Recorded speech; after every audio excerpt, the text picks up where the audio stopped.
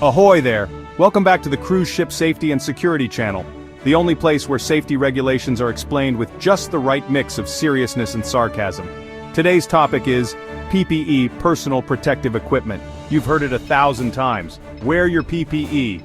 But do you actually know what PPE is for? Why it's not optional? And why it's not just there to make you look like you're about to fix the Death Star? This is COSWP Part 3, Chapter 2. Let's suit up and get into it. PPE stands for personal protective equipment.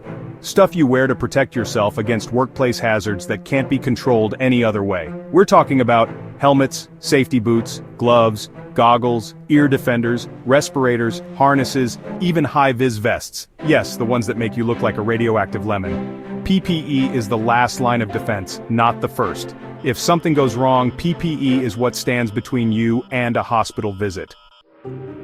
According to COSWP, your employer is responsible for providing suitable PPE, free of charge, making sure it fits correctly, training you in how to use it, replacing worn or damaged items, storing it properly when not in use.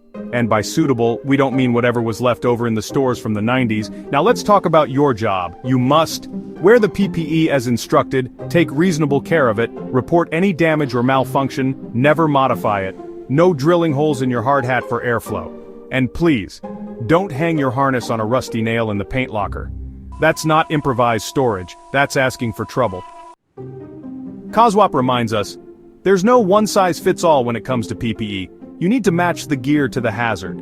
For instance, painting fumes and splashes require gloves, coveralls, goggles, and a mask. Welding heat and sparks mean you need a welding mask, gloves, and a leather apron. Mooring, to prevent crush injuries, steel-toe boots, gloves, and a helmet are essential. Confined space entry. Toxic gas necessitates a self-contained breathing apparatus, scuba, a helmet and a harness. Engine room. Noise calls for ear defenders. Wearing goggles during angle grinding but no gloves? That's like wearing a helmet while riding a motorbike in flip-flops. You've missed the point. Here's what PPE isn't. A magical force field, an excuse to skip the risk assessment, or a substitute for proper planning. If the hazard can be eliminated or controlled, that should happen before you reach for your gear. PPE is a backup. It's Plan C, after engineering controls and safe systems of work. COSWP is clear. You must understand your PPE, use it consistently and correctly, and treat it like the safety kit it is, not just something you grab when the officer's walking past. Because safety is not about looking the part. It's about staying in one piece to see the next port.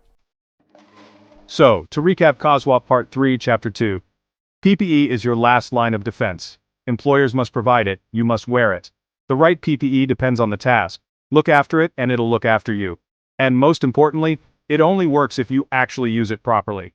Like, subscribe, and share this with that one crew member who thinks their sunglasses count as eye protection during grinding jobs. Coming up next, COSWP, Chapter 3, Working at Height. Because falling off the ship is one way to end your shift, but we'd all rather you didn't. Until next time, stay smart, stay protected, and stay on your feet.